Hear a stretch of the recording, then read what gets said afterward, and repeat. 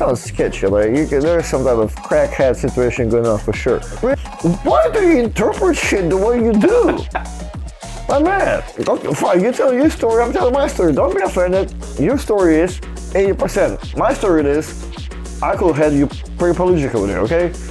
I'm expecting for you to be like a little green when I see you, if I can be like, I'm not normal.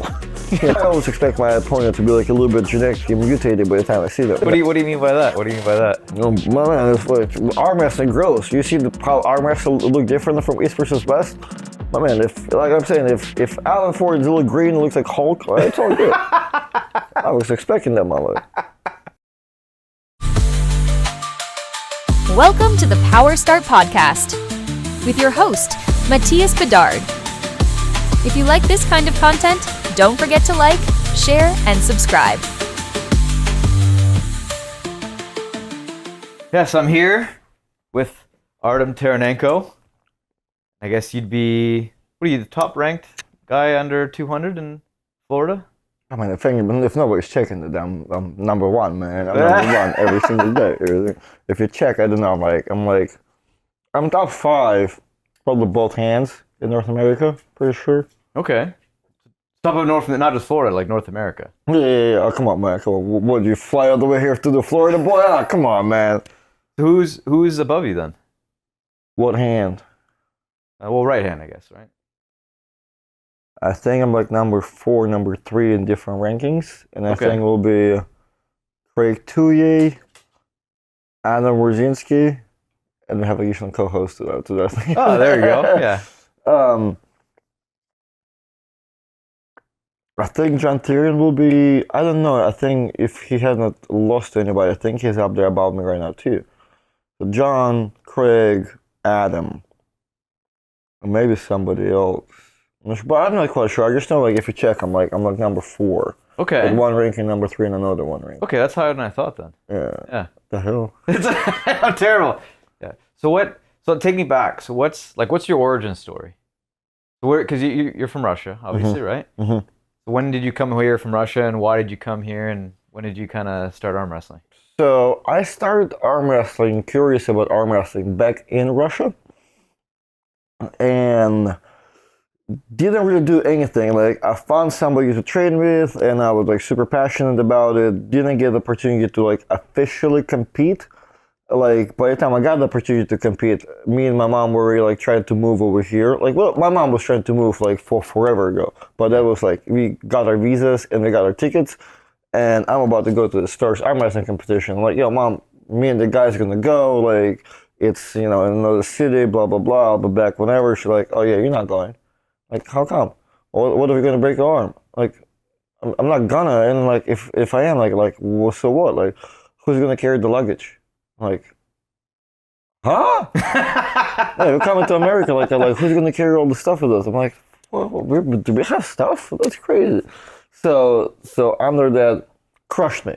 I was like, called my buddy. I'm like, man, I'm not going to training anymore. I'm gonna go to regular gym. Well, no competition. So I felt like I always felt so weird training and not competing for arm wrestling. So I'm like, man, I'm not doing that. Like, no, man, keep training. You're gonna move to America. You're gonna do something. I'm like, oh, fine, whatever. So I kept going, and then, me and my mom moved in May 2013. Okay. And then I found arm wrestling here in roughly around September time. Social media and all that was super hard. Like, I was trying like every day, and there was arm wrestlers around me. Could not find them. Could not find them. It's supposed not like as available, and there was not much information on there. So like it took me, I was searching like pretty almost instantly. I didn't care like language barrier. I'm like, let's find this, and no, it took me from May to September to find a club. Okay. So and what was the reason you guys moved here? Just wanted to move to the States?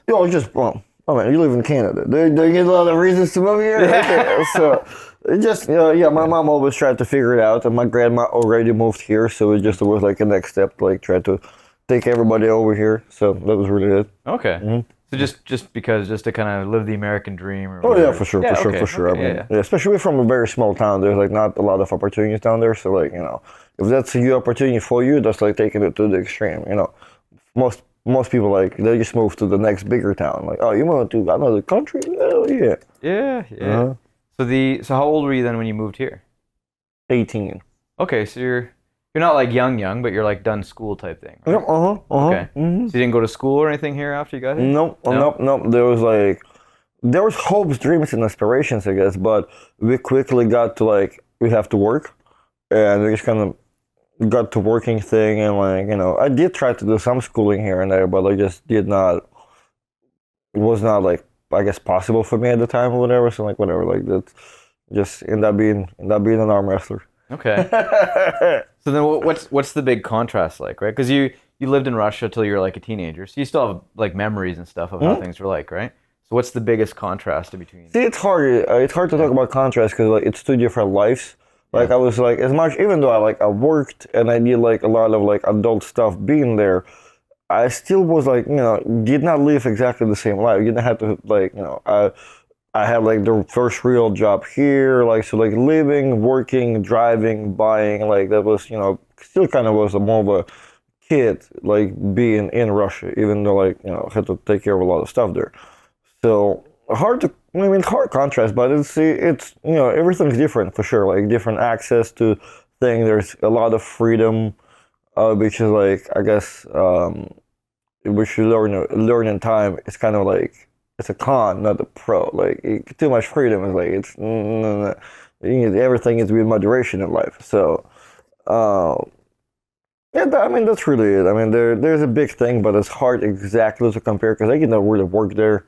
Okay. I mean, I just like I know people that have moved back and forth, and they don't know like it's the economy and everything. Like it's just you better over here. So that's really it. Do you go back and visit at all? No, under no circumstances. No. Oh, so you have no interest in ever going back at all? No, I do. Just like, but now you just can't. You can't just go and visit. Like it's going to be a problem. So and since it's that, I'm like I definitely have less interest, but I definitely. I enjoy the people, food, culture. I can, especially like I don't have to feel weird about it. Cause you all feel like you're a foreigner in a foreign country. And there, I'm like, all right, I can visit and do stuff around. But now I feel like I hear too many bad stories. So I'm like, I'm okay. Like whenever we can book that direct flight again, like I'll think about it. Yeah, because I've talked to a few people that have traveled there. And they have to land like outside of Russia in a different country, and then travel some weird ways. To get, And then like especially being I don't know. I feel like now I don't even matter if it's man or woman. Like I feel like it's still sketchy for you to go out there because all the war stuff. I'm like man, we need you. Oh, you think they're just like conscribing people or whatever? I feel like anything because you can go to jail for saying something you said here. Like it's crazy. So I'm like, Interesting. I'm okay. Yeah. Okay. Yeah. Well, it makes sense, right? So do you right now? Do you have your like full American citizenship and everything? Okay, so you're as American as you can be. Yeah. Flags around the house and everything. Everything. Yeah, everything. Okay, it's in the ceiling. Okay, so you got here when you were 18, and then you started looking for arm wrestlers and stuff. And so I guess when you first found like a group of guys to train with, like who was that? My buddy Brandon Morris, and I think at the time it was like a couple of guys. Brandon Morris, Brian Matillo, who lives in Tampa now, and Patrick Downs. Okay. So out of all of them, really only Brandon still arm wrestles tries to be active for sure. The other guys just kind of faded out over time type deal, or? Yeah, everybody does their own thing. Like I think Live gets a hold of you, like Brian and Patrick. Yeah, both just doing work stuff, Like, and it's funny, like even like just being in Florida, like the crowd that we have now is not the same crowd that was here 10 years ago. Yeah. So it's kind of funny when notice it because I came here fairly young and I didn't like everything kind of grew with me, but every year like people change and like all this like people that hundreds of people you started like were biffing with and like talking shit to like only two of them left. So. Yeah, well, I guess you started when you first came here. You said you landed in Orlando, right? That's where you started. Mm-hmm. So you were there for what do you say, like 3-4 years or something? Like 6. 6 years, okay. So then you landed in Orlando 6 years, and then you came up to Jacksonville. Here. No, I lived in St. Augustine for a little bit. Oh, St. Augustine. Okay, yeah. Where's that? Down, we went to the beach another day. Okay, well that's a nice area. Yeah, It's yeah, really nice. yeah, Yeah, yeah. yeah. Yeah. Yeah, we went to the beach the other day, and Artem was nice enough to take me for the tour, and we kind of walked, I guess, from one side to the other and under the bridge. Mm-hmm. Yeah, it was awesome. Such an awesome. I honestly, if I was living down here, I'd be there every day, Yeah, it's a Yeah. good time. It's a good time. especially with Teddy. Hey. Yeah. I'm glad that I live a little closer because when I lived across the bridge and like the 50 became like 110, I'm like, it's a little tough. Yeah. Tough, yeah. What, just longer to get there, I guess? Yeah. I just told you, 20 minutes different, longer together, my man. God damn. Yeah. Okay, so then, I guess, so the guys that you trained with before in Orlando, Uh-huh. when you came to Jacksonville, the different guys, I guess. None of those guys Yeah. were still training at the same club, right? No. So what are the guys that you started training with here then? Or who are those guys? The ones you interviewed the other day, Chuck. Okay. I mean, Chuck is the team leader, and I guess that's it. And everybody is all on the team. Yeah. Yeah. And is there anybody else from there that's kind of really starting to kind of level up and get close to your level? I mean, everybody is like, I'm not like that much far, I think, from majority of the dudes. Like, I feel like, we have like, Austin Wade there, I guess, is the only guy who's probably, travels and does stuff like everybody else. I mean, Chuck also travels and like tries to do certain things like in his master division. So, and I guess we do have a couple dudes that like still trying to, in my opinion, you're doing stuff when you're like, seeking stuff outside of your area and like doing bigger things. Yeah. So yeah, probably those two do. I mean, like I'm saying, like I don't know, even not we have Stu, who's like probably in his like 108 years old, like just won IFA Worlds and WAF Worlds and all that stuff, and I was chatting with. He's an interesting guy. So many people. So yeah, I mean we have a huge team, like 20 or 30 people. Yeah. Well, the other day, there's close to 20 people there, I think, at the practice. Yeah, it was a light night. Okay. Light night. Yeah. So I guess like all together, how long do you think you've been arm wrestling for then? If you were to add it all up. Like 12, 13 years. 12, 13 years? Mhm. Okay. So then you started off more as a top roller, I guess, right? Yeah, for sure. So I guess what kind of changed from then to now? Because now you're more of a side pressure guy, right? Yeah, I guess that's what people will say, which is funny because like I did not have side pressure, so it's kind of an interesting thing that to learn and adapt and overcome, I guess. So I always had the same outlook that arm wrestling should be about path of less resistance, and I think side pressure became that. Like I always thought like top roll is that, but like top roll is fairly hard still. Like hook is hard because you're out there to another person, like power arm to arm and stuff, right? But top roll can be hard too because like once that you can't take that hand and like you shut down. You look kind of silly over there a little bit. So, but It's all about the king's move. yeah, no, yeah, that's a defensive thing. That's like far from what I really want to be at. So, but proper high side pressure down. It's very short. It's very uncomfortable to match for everybody else. So I think that's like another step of like having like super like smaller path of resistance. And that's kind of how it really became. And with combination of also a thing, I started training side pressure like 2-3 years ago, and that's where it really became to like more opened up to where it's like I actually became beating more people and became a lot easier to like even do the normal matches. So that's all it is. I think it's adaptation over the years because I'll still try to top roll, you know what I mean? And, well, not even that. I think, like, if you, like, in my book, I talk a lot about your adaptation at the tournament and looking at how the bracket goes. Because I feel like I always switch it out. Like, if I see, like, what's going on, like, and I can understand that, like, I cannot top roll this guy and it's easier to hook him, I'll just hook him real quick. And, like, I've done tournaments where, like, there's hat tricks, right? I hook this guy, top roll this guy, side pressure this, flop this, lay down, come back around, hook, whatever, do some crazy stuff. So, and it works because like I think top rolling all day or hooking all day, you're gonna end up, God forbid, you're gonna end up with a guy that's like you can't hook that guy, but you can do something else. So that's really how it adapt. Just trying to adapt every single time. And not hook, but I think side pressure became like more universal because less people train that at all. People train like, oh, I don't want to get top rolled, I don't want to get hooked, and nobody's like, oh, I don't want to get side pressured. Yeah. Well, I know I guess is Auden your most recent match, or do you have one after that? As far like super match, yeah, I think Artem was the last one. Yeah. Okay. Yeah, because that one, as soon as it was stopped, you essentially just ripped right sideways. Yes, right? for sure. It carried sideways, but again, I think it was like path of less resistance because like I was trying to top roll it first, and Auden went the way he went and stopped there, and like as I'm yanking, because the end motion, there's a lot of stuff going on.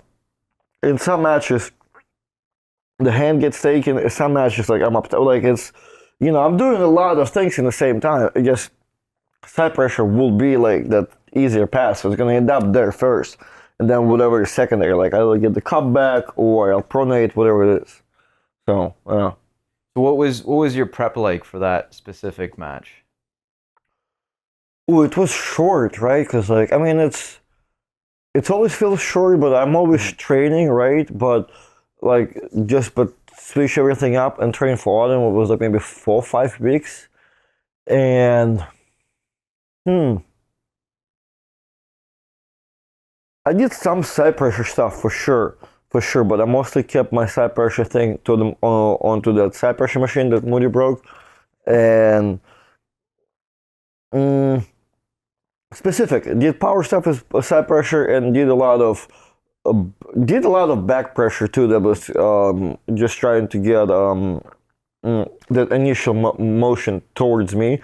And it's funny, like I'm trying to prepare, I guess, against the good top roll too, because all 3 rounds, Auden is either taking that good top roll or like attempting to it. And it's funny, like the only thing I did at practice, like when I went to the Thursday one, I'll pick the strongest guy and I'll tell them like, yo, just top roll me as hard as you can this one time, and I'll just trying to see where it stops and pin it, and that's it. I'll do that 2-3 times, and that will be it for for the purpose. And after that, like I'll just do whatever they want to do. But as far as working and stuff, I actually did exactly the one thing that Auden did, like just like that, a lot of high top, get in there and see where it lands. Okay. So yeah, that was like exactly prep for that technically. And you know what? I also got a phone call from dude, I don't know if I want to say who I got a phone call from, but I got a phone call from one important person in arm wrestling, and he was like, "Man, you're gonna end up your hand taken, so you should." And the phone call was like maybe 2 weeks out. I'm like, all right, and you're gonna end up your hand taken, so you should train in that position. Like, go to your practice, get your hand taken, just sit there and strap. Just sit there, just be comfortable with it, because like you're gonna get there. I'm like, man, you're right. So I did that like a couple times. Like I got like table time that maybe like 2 or 3 times. Kind of sat there, and because I ended up there, just not long at all. But like it was going there every single time. Yeah, well, from what I remember, it was like out of the gate, you might have lost a little bit, and then essentially just pushed right through, right? Not necessarily. Well, maybe I'm misremembering. Not necessarily. I will say I lost it because Auden was going way before the go, and there was like just all that was allowed. So I ended up starting there. Okay. I started every single time in that position. So like by the time ready to go was, in my opinion, happened for me, I was there, and I just was swinging back. Yeah. Okay. You're saying he cheated, is what you're saying. Well, I'm saying like the refereeing can be a little bit tight enough. Like we both cheated. Yeah. But next time we should probably pick not what he was to Arden Godfather, but somebody less related. Well, that's right. Yeah, it was less related. Less related referee, maybe from Florida. Okay. Yeah. So I guess outside of that match, what do you think would be your biggest notable win that you've had?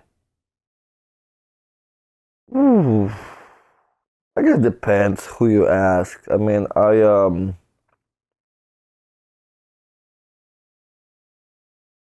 But I think a lot of like notable stuff. Like I always like that one win on Paul Talbot at the tournament. However, technically, if you like look back at it, like it's not like I don't know, like Paul was really ready for people to show up and go after him. I feel like I'm not the only person. I don't think he got so beat. Like even Adam Rosinski beat him that day too. I think after that. So like I mean, good day for me, but like I think overall like not can be better. Hmm. I did had good day the Tennessee thing like a year back or so when I ended up being Robert Russell and Adam Rosinski that day. So I don't know like necessarily even if like it's all like I have notable people that I've beat. I do have like notable days that I liked, or maybe even like weeks to like all right, that weekend went great, next weekend went better. So well I don't know. I mean a bunch of little people. So do you prefer like the tournaments or like super match? Yeah. Tournament. Yeah? I hate the super match. Okay, why is that? Because like Mac doesn't know. Like if you're invited for the tournament, I'll pay my way in. Mm-hmm. I'm asking all this money because I don't want to do a super match. Well, it's terrible. It's like I feel like there's too much. To me, it's terrible from a pressure standpoint. Okay. I feel like that's the only shot you got. That's the only thing you're trading for, and you can get a pretty bad day just losing 3-0, and like that's really it. That's all you have to talk about for the rest of the months. Like and everybody messaging you, people at this point people are staking money on you and all that stuff. Like I don't know, like that's why it's like you're so pressured in my opinion to win because I want to receive good messages. Yeah. And well, that's like from psychological standpoint, it's almost like maybe a little sarcastic, but also, I guess. How Coach Trey said that. Coach Trey said it the opposite. He's like, everybody can beat me at the tournament. You can beat me in a super match. And I'm like, yeah, that is true. So I feel like I just shine better because I can, I don't know, maybe it's another psychological preparation that like, even though I'm tired as shit, I do want to do my best against this new opponent in a new round.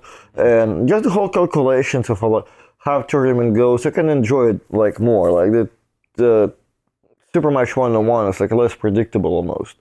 So it's like, man, if I'm not, I don't know, if I'm not as strong as this person, just one time, like that's really it. But tournament, things can happen. Somebody else pulls this one person. You can calculate what exactly got tired. See, I don't know. There's a lot more mental gameplay and just funner. And I think there's also team aspect to it because you can just be on the war with somebody in a super match, right? But then y'all in the same tournament, and there's some another dude who's better than you two, and all of a sudden y'all are teaming up a little bit, like you can do this one to this one. So I don't know. There's a lot more game to the tournament, so I enjoy it a lot more. Interesting. Okay. Yeah, to me, like super match is like. Yeah, I like the opposite better. Oh yeah, because you need the highlight in your life, man. Like, you need the attention. You need the attention, man. Yeah. No, it's not that. I feel like I just like the fact that you can prepare for like one individual person, right? And then you get multiple shots at that particular person versus like tournament. And again, I suck. I'm terrible, right? So and I'm pretty new, so that's why you like super different matches. Perspective. Yeah. But the tournaments for me, the brackets matter a lot more. Like if I end up getting the shit out of a bracket and I'm against somebody who's super awesome at the beginning, then it just kind of takes my thunder away. You know what I mean? It is a very like amateur logic. Yeah. You won that super match because you under the impression that you can't even get to shine at all, like at the tournament.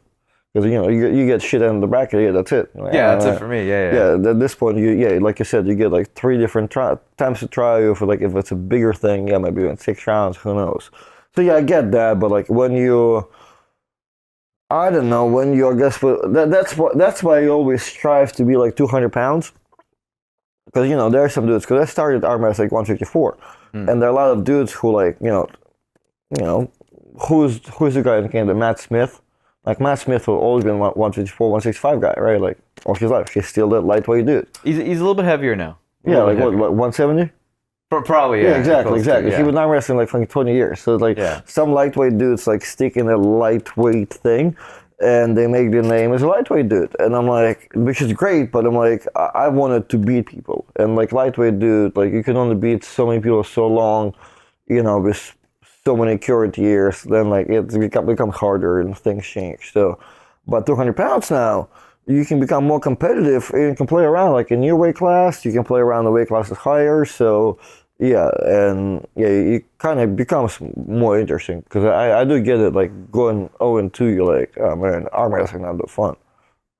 So John Milne said something similar to that. He said, "Do you want to be the best arm wrestler at a weight class, or do you want to be the best arm wrestler?" Yeah, know? for sure. So it's a very similar mindset. Yeah, for sure. Yeah. You can those two like they don't have a weight class. Then like you have to look at your frame and your capabilities and stuff. Like I'm already 30 and like I'm not like having been 220 ever in my life. So I already know like what I may end up at like with my work ethic, right?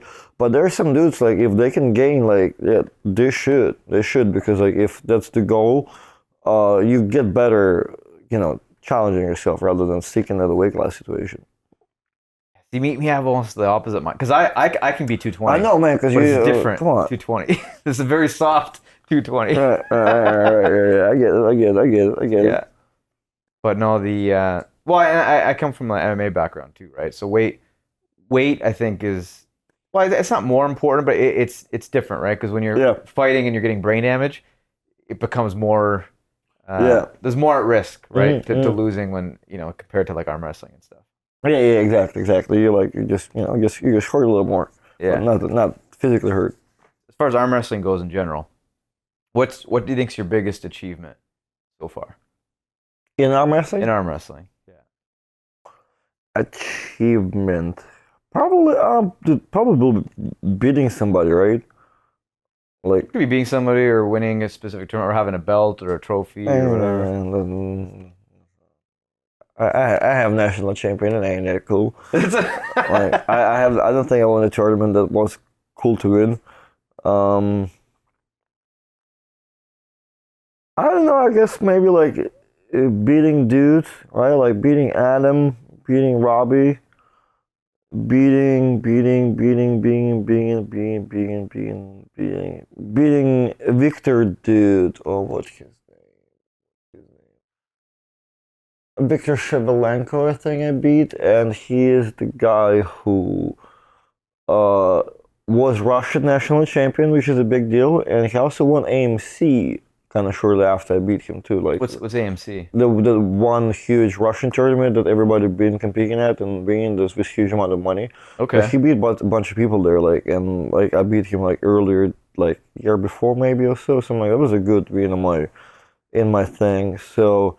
But you know what? Other than like winning shit, I think the biggest achievement in arm wrestling, technically for me, will be that where I'm at right now. Like as far as how do you say that?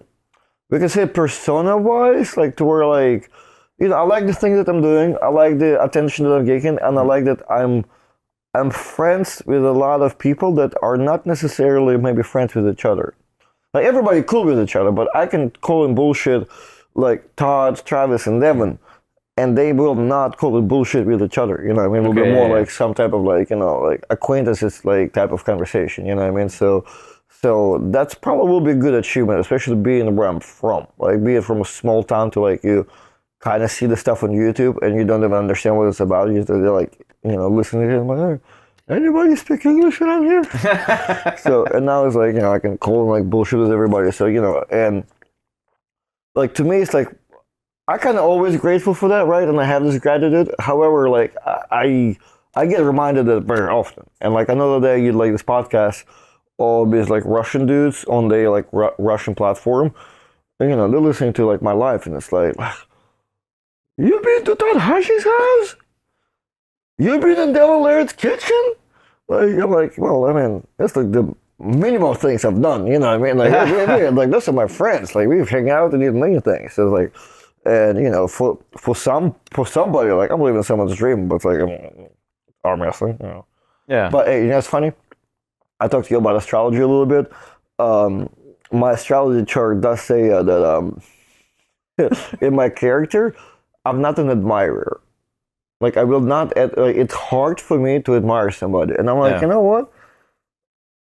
Yeah, like I'm a big fan. I'm a big fan of Travis, even though we are friends. I'm a still big fan of Devon, Todd Hutchings. Like I'm a fan of them, but like the way our conversation goes, yeah, like we kind of are more. It's still more friendly than like I'm always trying to like, you know, be in the fan and get content out of them and all that. So like, and yeah, when as far as like giving somebody props for something, like yeah, well, I guess a part of admiration. So it's like you have to really like impress me. Like if I know you and you do something like, oh yeah, good job. Because a lot of people are like, you're gonna go have a little bullshit super match like in a couple of weeks, and like, and you know, you're gonna go win that. But it's like, I know some little bullshit super match. I'm like, I would not go out of my way to be, oh yeah, good job, Matthias. Like, you know, I'm like, let me know when you arm wrestle somebody good. It'll be a long time for me though, anyways. Yeah, exactly. So I'm like, you know, I've known over the years that like you have to be nice, and like it's better to be nice, you know. But like, yeah, like if you're gonna if you're gonna call me like, oh man, I just beat Matt Oliver. I'm like, go kill yourself. Fuck. Don't never call me again. Have you ever wrestled Matt? Arm wrestled Matt before? No, but I saw him struggle with what's his name, Blake. So I don't get to know anymore. He did beat Blake though. Yeah, but like you know, if you have a super match with Blake, and I'm present, I'm like, I already know we're like a couple of years apart, man. Nothing bad about it, but you know what I mean. Yeah, Matt's getting strong though. He's getting really strong. Yeah, for sure. Yeah. He looks strong. It's good to talk shit to the people that like you still can beat them. You know? Well, you still can. Yeah. Cool, but no, so I guess outside of arm wrestling, you live kind of an interesting life, right? I don't know. Yeah, well, it's interesting to me, anyways. Okay, you know, okay. like you're not really working like a conventional like 9-to-5 job, Right. Yeah. You don't want to go into that at all? Oh no, we can't. I just have what else? Like, what the question? No, I'm just saying, like, outside of arm wrestling, like, what do you do, right? Like, what do you do for work and to kind of keep yourself busy? Oh man, like I mean, you sell like everything. I guess we're selling arm wrestling merch. We're doing social media podcasts. We're managing stuff. You know, and what you did not see, like I guess, if it's mostly like we're gonna go back to Mr. Moody. Like if somebody doesn't need some help around town too, like if they need some quick like not labor necessarily, but you know. If they need help, like, is what I'm doing, like, oh, sure, I'm the guy to come help and do whatever project it is. So, like, especially with me being, like, having thousands of talents, I'm like, yeah, I'll take pictures today, or I'll go move this thing, whatever. So, I went to go look at your pest control, yeah, I got you. That's what I'm saying, you do some interesting stuff, yeah. Yeah, just a little bit of everything. However, like, I am getting older, so, and, you know, I unfortunately surround myself with, like, somewhat better people, and they're like, oh man, when are you gonna have a job? I'm like, yo, I have a job. What's wrong with you, man? So, but I do understand the idea of people saying, I do need something more less casual and more like, I mean, Kevin Jackson's casual, but more present and that more stable, I guess, maybe sort of, or but I don't know. I feel like it's also bullshit. I guess I'm more lucrative, and then like that goes with it. Whatever you want to do with that, save it up. So, but yeah, we're doing different stuff. Me and you almost bought a car the other day, so we can flip it. That's it. Yeah. So you're not gonna buy that anymore, you know? Nah, you know what? So I looked at that. Don't need it, right, whatsoever. And then talking to the roommate, I'm like, oh man, let's go half and half. And we'll be like, you have it those days, a week to week, and whatever. And then, but we looked, the clear code in it was a little bit messed up. And our image went from like two cool dudes driving by the ocean over there, having a good time by the breeze in a classic car. With a clear code fucked up, we can look like two goofballs in a project car. And I'm like, man. Yeah. And it was a 2-seater Mercedes, a convertible, right? So you guys were looking at, yeah. So like, no, like I mean, and it's good that you know, in Russia we have a saying like when you're trying to look for different stuff, and somebody like, well, are the money burning in your pocket right now? I'm like, man, yeah, maybe a little bit. So, but that's how you know, like, all right, just chill out. You know, if you have money to spend on that bullshit, like maybe do something else with that. Yeah, so. No, it's smarter now. I've definitely bought some stuff like impulse things. Yeah, I'm usually not, but at this point, like I do have too many things that like are cost a good amount of money. I'm like, man, that could have been one car payment. That could have been, this. That could have been this. Like some of the stuff could have been a car. You know what I mean? Like, so yeah, just gonna wait a little bit to save the cash because I do have some ideas that I wanna do. So like, the more you save it, the better. Okay. Like what kind of ideas? What are you thinking? I mean, buy another something. You don't want to say it on camera? Well, no, I do want to buy that little K truck, right? Like the little small Japanese thing. Okay. Because I do need a bed, and those things are all-wheel drive, and living where I live, like it's cool to take it down to the beach. Really, you know what? How it got to the whole vehicle buying? Went to my friend's house, went on a kayak, and took Teddy with me, and I had a great time kayaking over there. And I'm like, man, I can. I was terrified of kayak before. I had like not the greatest time, like just like in some muddy waters and stuff. Like, man, I don't know how I feel about this. I had a great time last time. Man, I need a kayak. So I'm like, you see my car. I'm like, it ain't a kayakable car. I'm like, you could put a kayak on the roof. Yeah, you could. Yeah, on the roof. So I'm like, I don't want to be that guy. I need to now get the roof racks. Which roof racks look cool, but then I'm a huge kayak on the top of the small hatchback. I'm like, man, that's how I end up looking at trucks. Okay. And look at the trucks and almost not spending like $4,000 on a so I can have $100 kayak. And kind of also like, all right, maybe better time after that. And then slowly but surely ended up looking on those little Japanese trucks. I'm like, oh, two things: all-wheel drive.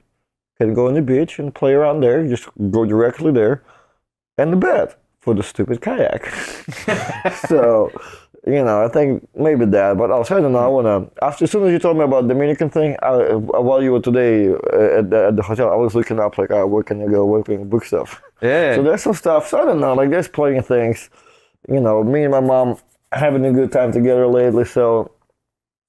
Always can take her somewhere, so yeah. There you go, take your mom to Dominican. Yeah, there you go. Whoa, after you told me what's going on in Dominican, man, me and my mom are going to be two different resorts, man. Yeah. No, I think actually, if when you're down in August, I have kayak. I have a kayak, and I also have, what are they called? Like the flat, I have a canoe, and then I have these like open kayaks. They're like very flat. You can take those. Like a paddleboard? I guess. No, it's not a paddleboard. It's called it's like a sit on top kayak. Okay. So it's not enclosed. It's all open. I got you. Yeah. Okay. But yeah, my house, it backs onto a river, and I just take the canoe or the kayak and I just drag them on, and you can do quite a nice little trip. Yeah. Nice. So if you're down, you want to fuck around the water, yeah. Come by. Yeah. We'll see on the time and days what we have down there. Like, I'm down to stay. Yeah. Or. So are you staying for a couple days, or are you just? Come on, man. We're working with Mike, man. Do you think I have tickets yet? I have no idea. We have no hotel room, no tickets. Okay, well, we'll figure it out. But how long do you want to stay? Like, do you want to stay down, maybe do some content with Devin? I'm usually in and out guy. However, like now knowing that you're not complete weirdo and that you have a river access, and I do love Canada, so I'm down to have an opportunity to explore. I'm especially. It always comes down to like again travel, hotels, where to stay, what to do. So that's figured out. Like, I'm always down, especially now that I'm able to. What I mean? And honestly, if you want to stay like outside of Ottawa, I have space at my place. Like you're more than welcome to stay there for whenever. Yeah, we can figure that out. Yeah, for sure. I'm down. Yeah, but usually because I don't know, or if I know, like I don't really mind Canada. Like I will stay in Canada for however. Yeah. But if some brand new place where I don't know the situation or the people, I'm like. Earliest fly in, earliest fly out. Yeah, well, it's interesting, right? Because arm wrestling, there's a lot of weirdos, right? There's a lot of weirdos. Yeah. Right, and before I was super naive Russian kid, so like I'm down for everything. I'll stay on your couch, I'll meet this kid, whatever, no problem. After a few roaches crawling in a couple places, man, I'm like, man, I get the hotel, man. I didn't know how people live. Yeah. I thought everybody lived the same. No. Your mom getting raised me the same way my mom did. Yeah. And again, I think, I don't know the reason for it, but I feel like arm wrestling attracts a bunch of different people, but there's a group of people a little weird, right? 100%. It's almost like a little bit outcast too. Like there's a little bit of something like that. Yeah. They're not. Well, I mean, it's because it's accessible, you know what I mean? Like, Yeah. it's almost like either it can be one less thing you do in your life, you know? Because a lot of people like, arm wrestling saved my life.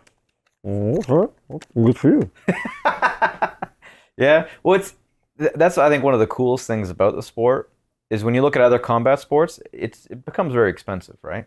Like if you want to do like jiu-jitsu, MMA, or Oh. Muay Thai, like you're talking about like hundreds of dollars a month in membership. Then you're talking about like equipment and obviously the tournaments and stuff. I feel like are a lot more expensive than arm wrestling tournaments too. Sure. So I feel like there's definitely something to it where it's super super accessible, and you can kind of train to the however you want, right? Like if you want to train for against high level guys, it doesn't really cost you any more money, if that makes sense. For sure, for You sure, know? for sure. So versus like other combat sports, if you want to get more high level training, usually you end up getting like private coaching and all this stuff, and you end up having to pay for a lot of that stuff, right? Mm-hmm. Whereas arm wrestling, well, I guess there's some people that are doing like online coaching and stuff like that, but I feel like you could still get most of that without having to Right, pay a it's bunch still, of money, it's still right? not that necessarily, because it's fairly understandable, you know what I mean? Like, I understand, like, Yeah. fighting, yeah, like, there's only so much on the YouTube, I guess, you can watch, right? And, like, also you get another person, like, yeah. Arm wrestling, you can kind of be in the gym, yeah, figure it all out, and just go to a tournament. And none of those, like, you're only going to pay your, you work out at home, your first expense is going to be your entry fee that first time somewhere. Yeah. So. Yeah. Yeah, and I feel like now with YouTube, well, even when it comes to fighting now, obviously there's way more free content now, right? Like I remember back when I first started, that was over 20 years ago. There are some high level MMA guys that did have like instructionals, but there was no well, it was YouTube was back then, but you didn't really see them on YouTube. You had to like go to these weird websites and fucking either buy them or like Specific, or download them, But even those instructionals back then, they're kind of shit compared to the stuff that's available now for free on YouTube. Right. Yeah, because now I feel like, well, even arm wrestling too, there's like these nerdy people that have gotten involved that really just they just get it and they can explain it a lot better, right? Versus like, well, actually, there's a lot of meatheads in arm wrestling too, but a lot of the good fighters back in the day, a lot of them were kind of meatheads, So when they're trying to explain like how to do certain things, it's just they're not the best at explaining It's from their perspective, yeah. Yeah. But you said you had an arm wrestling book before. So what's the deal with that? What's that all about? So the arm wrestling book that I have, it's called The Art of Arm Wrestling: How to Win Tournaments and Influence Referees. You know what? Hold on. Is it right here? Oh, you actually have a copy of it? Yeah. Oh, nice. So, Oh, that's awesome. so Is it a picture? Oh, the hands on the other side. I was like, the front is just a thumb. You can see that. So, half of it was basically to fight Todd Hutchings a little bit, because his philosophy is, I believe, excellence over victory, and I speak about victory over excellence, Okay. or vice versa at this point. Like, don't want to mismatch the They're links. stuck together. I don't know. I'm afraid. Listen, that's a coffee table book, okay? Like, there's been some coffee in there. Basically, what the premise of the book is, because I need to be really clear about that, because it's like not necessarily, this is an arm wrestling book, There you but go. it's not a training book. There's no like training, there's no how to get stronger, there's no like none of that bullshit. There's a how to win a tournament. So, Okay.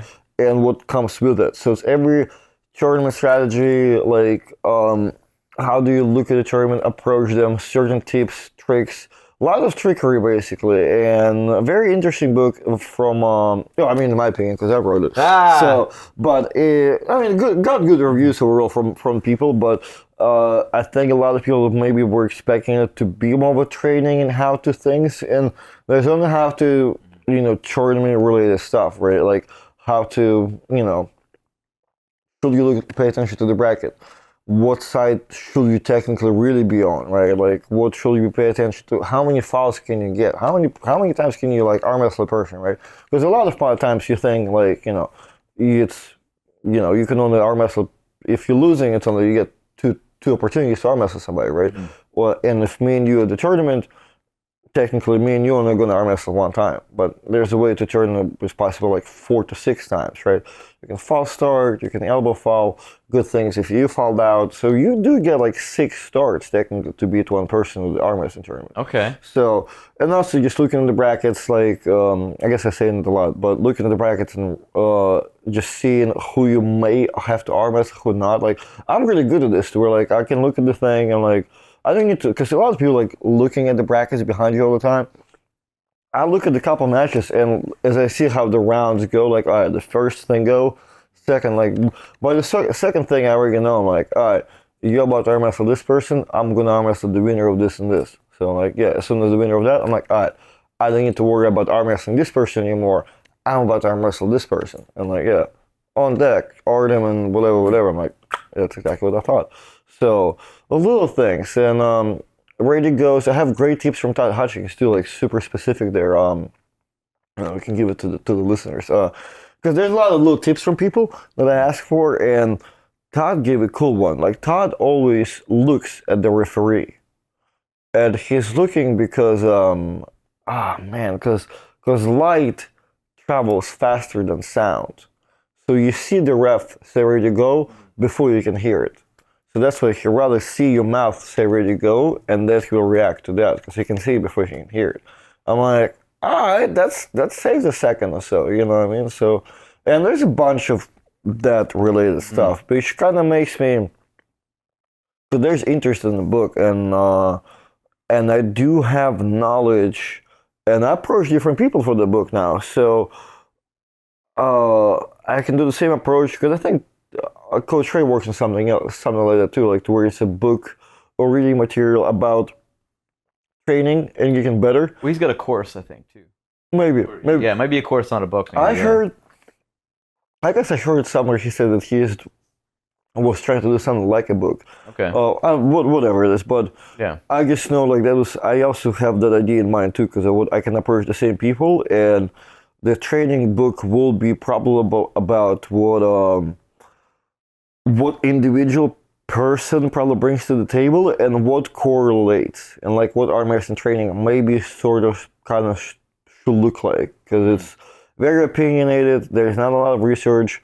People do their own thing, and some of them all correlate. So if I can find whatever and I can talk about it, plus I have my opinion already, like what I think a lot of people do the same and what they do differently, so I think that can be also written down, and that's just another route. So I can cover 2 things, because I think what I talk about is important, like being like adding that wizardry to a tournament. And that's why the whole thing, victory over excellence. Like I don't really care how good it looks. Like I just need to make sure I'm beating the motherfucker. Because the end is to get some money and a free T-shirt. So so once I can, since the wizardry already done, I can go and take care of probably the things people really look for, and how do we get better.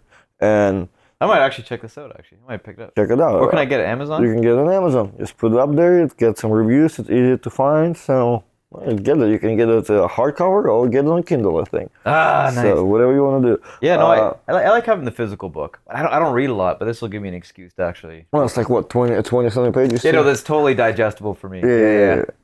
People complain a lot. Oh, made in the United States, Orlando. Nice. Printed home. 34 pages. 34 pages. Oh man, final word to Brandon Morris. There's a good story of me and Brandon too. Well, it ended our friendship for a while now. Okay. We're good now, but Brandon Morris is the guy that I started arm wrestling with, right? Okay. And I think there's a story about him in the book. Me and him go to an event one time, and he, I carry him to the tournament a little bit, and by carry I mean I think I lay down where I need to lay down, and I beat all the dudes. And telling him how to beat them too, so whatever. He went from about to get his ass whooped to we in the finals. So me and him in the finals, and he does the most terrible thing to me that I've never seen before, and it worked. And I was disgusted, appalled, and also in awe. I actually respected it. I'm like, you know what? That goes in the book, man. What did you do? What do you do? we got into referees group, right? Okay. And I guess to how exactly it was. So the referees group and close our thumbs. A referee close. I guess let's say because it's a traditional group. A referee close one person. Well, then close the close other. one person, and as he closes his hand, or let's say as I close my hand, that's going to be an example. So now it makes sense. So I'm going to close my thumb. Close your hand. Well, close it more aggressive. Okay. So yeah. So and he'll do this.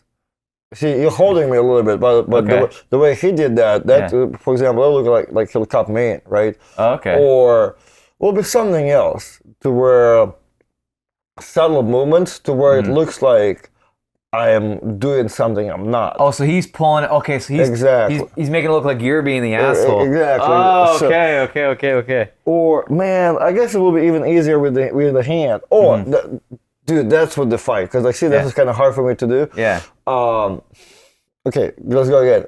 Close your hand. You close your hand, right? I close my. Oh no. Okay, that will be it. Okay, you open your hand. Open your hand. I'll close my hand, and he'll be doing this. Oh, and just pull it out. Okay, make it look like you're pulling. Makes it look like I'm pulling back. Exactly. Yeah. So I close my hand. And it's one thing because referee kind of can tell, right? But if you could put him on the spot, Brandon put him on the spot. Yo, man, he's moving. And I'm like, what? So, dude, I got a foul. And like, there's no way I'm going to foul for this shit. And he did it again and again. Now I'm keeping my elbow down to where whatever he's doing, it's not happening. And then he ended up doing it again, like to where like the whole cup thing. And I'm like... So he fucked you, essentially. Dude, exactly. 2 fouls, I'm a loser. I just carried your ass through the whole tournament. I like to remind Brandon, like, Brandon, which camera am I at? Yeah, this guy right here, I could have broken your arm that day. That's like, I've said it to him before. He's like, man, why are you so aggressive? No. We always in the situations where you always like another day, me and him practiced together for his match. Yeah. And I gave him just a little bit, so because he had a match like in 5 days. So I wanted to see where we're at. I'm like, I'm not really arm wrestling him. Then he tells a story about it to somebody else. Yeah, man, me and Artem arm wrestled 5 days before the match. I probably handled him like 80% of the time. And I'm like, motherfucker, we did not arm wrestle. Like, I let you, I was filling you out. I could have broken your arm if I wanted to. Man, why you say that? Why do you interpret shit the way you do? My man, okay, fine, you tell your story, I'm telling my story. Don't be offended. Your story is 80%. My story is, I could have had you paraplegic there, okay? From arm wrestling. That's amazing. So you guys were like legit pissed at each other because of that, or I guess you were pissed at him. Yeah. Well, yeah. It was like a weird situation too because it was weird the way, not that. It was weird the way he talked about it after. He kept making fun of it and he kept saying, yo, man, why did you fall out? I'm like, dude, I'm going to fight you. And then we get home. What really put it in perspective, we got home and we landed and we go home. We go to his mom's house. Okay. And he tells his mom this story. And his mom asks very important question. She's like, why did you do that to Artem? Oh, well, Mom, he's strong, so, we'll do that. No. We get it, like, the power and all that. Like, why did you do that to your friend? And he refused to acknowledge that question. He was just like, oh, Mom, you don't understand the arm wrestling. No. She understands arm wrestling. She's asking you a good question. Why would you do that to your friend? She doesn't need to understand the arm wrestling and falling and whatever. Yeah. Why did you decide to fuck me over? And he just kind of got butthurt about the question, kind of like, oh, Mom, you don't understand. And I witnessed that. I'm like, Brandon, you don't understand about a friendship anymore. Because it is a funny story now, right? Like after the fact. Brandon, I still don't like you since that day, man. But yeah, I mean, it's all good. It's not the first and last terrible thing we did to each other. So it's all good. But yeah, it's like I'm saying, the fact of what he did, I think it was awesome. The fact that he pulled it off, I was amazed. I learned it. It got to the book. I did that later on somewhere else, somewhere raggedy. Like it's about levels. Like I was somewhere like maybe not even raggedy, like, but to where like if it's the problem with super strict tournaments. Strict tournaments, it's a fine line between a strict tournament, a really bad one, because the really strict one turns into a little shit show too. So like, man, you get too strict of a ref, I made them look like you're breathing wrong, like foul. Come on, man. Come on. It's and that's the thing about arm wrestling, the reffing. It's there's no consistency, right? It's like different places. Well, it's, I thought it's about it different. before. It just have you ever tried to ref a match? Yeah, I'm terrible. I let it like I don't see anything. I'm blind. Yes, you ref. Yeah. There is a thing to where like you're seeing some stuff and it seems too small for you that maybe you don't want to call it, but then it clicks for you that you should. That's one thing. But two, there's a lot of stuff going on. You cannot like someone needs to look for the pin, someone needs to look for this elbow, someone needs to look for this elbow, and like all that stuff matters. That's why I'm thinking 2 refs are not enough. Like there's more than 2 things going on. So I think that's why I understand why refereeing consistently looks like shit, because like it's not a real job. You need to have like 4 or 5 of them motherfuckers. Well, is it that, or do things need to be loosened up a little bit? No, like no? You don't need to be loosened up. No. Like it's the whole loosening up thing argument never works. Like the people try to say loosen up from like 90s, and loosen up never works. There's many matches. There's a like that's why the whole like garbage idea was like riding falls came out. Like it needs to be more like presentable. No, y'all need to have better athletes, better referees, because there's many matches that happen at Worlds or whatever. They were worse, looked insane, but they didn't need any loosening it up. It just the athletes know what they were doing. There was not like some sloppy work. What I'm thinking more is like a referee's grip, for example, right? Is there a way that you can do it that if both guys are moving a little bit, just to fucking let it go anyways, right? Is there, if nobody complains, right? Like, so if we're both being set up, right, and you're carving in a little bit, but the other guy doesn't complain, just to fucking let it happen. Let him carve in a little bit too. You know what I mean? No. You don't think so? That's terrible. If like, I feel like it's. I know that I cannot move, and I guess I always make fun of all those people who are super jittery and they not came to arm wrestling. They're from. I know the sport and have the thing. No, I think it's an athlete problem. Like it's usually if you don't care about another person covering in, like that's a bad match. It's a bad matchup. Like something happened with one person is so much stronger. Yeah. And if it's really close, like man, you kind of want a millimeter back. Yeah. So, no, fair enough. You know, like the setup that like that WL had, like the Travis kind of a thing, like perfected. Like I think that covers a lot of the stuff anyway. Okay. Well, what was the difference between that setup and the way like most tournaments do it? So it was exactly what, because you're familiar with Mac's setup, right? Yeah. That's what it is. Except Mac, I don't want to piss Ian off, but no, it's okay. Say it. There was one forgotten part of a pause before saying a go. That's why there's a lot of terrible starts happen. But if you have pause and you look at the hands before the go, you can immediately fold the guy or whatever and have a clean start. Yeah, that's all it is. So we're actually modifying the rules actually to implement something like that. Whereas like after it's done, there's like a 1 second count and then the go to make it more consistent. It's not that this should not be a 1 second count. It should be this. It should be close your thumbs, close your hands. The guy walks away, looks at this motherfucker. If one of you, usually somebody is one of those situations, somebody's messing it up. So you're already gonna fall somebody. So you make it fall, right? Okay. Once again, we do it again. Close your hands, close your thumbs, close your hands. Go. You know, that's it. But like that's you need to look back, because like close your thumbs, close your hands, and then give it a second. The second for what? Like if I already know what's gonna happen, you're gonna give it a second for the guy to do this. And then you're gonna say go. No. You walk away, as soon as you see the guy do this, fall. That's it. Go back again. Like so you're more in favor of just making everything crazy strict then, opposed to being more on the looser side of things. Oh, for sure. But also not really strict. Like what I just told you is not making it strict, you're just making it correct. Well, you're creating a problem. That's all it is. Yeah, no, I understand. Yeah, I understand what you're saying. I've been a Mac event. Like I've seen Jerome and Curtis start with no ready to go. There was no ready to go set. It just referee closed them and they start going at it, and he just let it happen. Somebody pays for that? I get my money back if I pay for the match. There's no referees, and the referee's staying in there. It's well, it's interesting, right? Because if neither of the athletes are complaining about it, or if one of the athletes complains about They're complaining as soon as one of them loses. yeah, that's. I talked to Jerome. Yeah. Yeah, he wants to run that back, right? Like, he wants to run that back. Everybody who lost wanted to run that back. Okay? Yeah. No, but there definitely were some inconsistencies with the reffing at that particular event, and that should all be addressed for the next one. Like, yeah. Well, that's what I'm saying. I think that proposed setup that Travis got, it's fairly, it's strict, but it's loose enough to where you close your hand, you close the thing.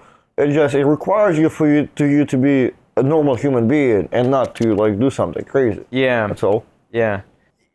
It's interesting. So what could you do then to guarantee the guys are not going to move? Like, what kind of rule? I just told you. No, but I know what you're saying. You. But like, that's just fouling people. Like, do you think there's a way that you could maybe put like, I don't know, man, like some sort of case around the hands and just remove it or something? Like, dude, one foul creates a good case. Yeah. So you think that's it then? Just fouls the whole time. Foul Devon out twice. See what happens if the second round. It's gonna be the most cleanest start you ever got, man. No. Yeah. No, I guess that makes sense, right? Yeah, because if it does happen to you consistently, it's not hard not to be normal at the table. It's just like you're gonna realize your arm wrestling is shit and your practice is shit. Because you're practicing, you fucking just going. Like, if you all of a sudden, all right, I'm terrible at ready goes, you're gonna go back to practice. You're gonna practice your starts, and you're gonna shadow arm wrestle. You're gonna do a bunch of stuff to make you good, not jittery. So that's all. Like, it's a very small part, and yeah, those two fouls, that's pretty quick. Yeah, that's it. Well, that's actually the biggest thing that I'm working on right now is literally my ready goes, because I feel like it's interesting because my reaction time, like I've done a reaction time test, it's actually really good. But for some reason, when I start in the setup in arm wrestling, because I'm all tense and everything, something doesn't click the same way. 90% of my matches, I start like out here. Well, because you have to hit with a relaxed hand, relaxed arm. Like the best ready goes. Like, yeah, if I really want to hit you, that's how you're gonna set up, and that's what you're gonna feel, right? Yeah. This, and before they're ready to go, this is what you feel from it. Like, just loose. That's it. Like, you can do crazy. You can set up, and if we're in the straps, kind of gonna be good because the strap gonna hold you, and you can do the crazy stuff, and I can still get to be relaxed. And the ready to go happens, then I get to like do something. But be tense and then go, it's kind of like hard and impossible. Yeah, and I think maybe that's what's fuck. Maybe I need to practice that more. Like start loose. Right. And well, another thing too I've learned from Todd. If you want to be faster, and like the best way to catch somebody who is fast is just to try to be just as fast. Even though it sounds like kind of like, I mean, you don't have the same exact power, but like, man, like I've noticed that with people who are really good hitters, because like, you know, I have an impression of having a good start. Like I don't have like the same like that. I'm not impressive at it, but I do have an impression of having a good hit. So with that being said, like whenever I do get to see those mega lightning fast dudes, I'm still doing my thing. I'm still trying to hit them faster than they are. And they know it and they feel it. That makes them mess everything up. They don't hit me as fast. They don't hit at all. They not think they want to catch some stuff too. So like, because they also like, they're feeling it that I'm doing the same thing they're doing. So that's a lot of changes a lot of things too. Interesting. And so when you hit out of the, so I guess obviously like hitting it with a top roll is probably the easiest thing, right? I think it depends on the setup. No, Yeah. no, I'll say that's not depends because it depends how you do it. Like if you stand up tall, then it's really easy to fall down sideways.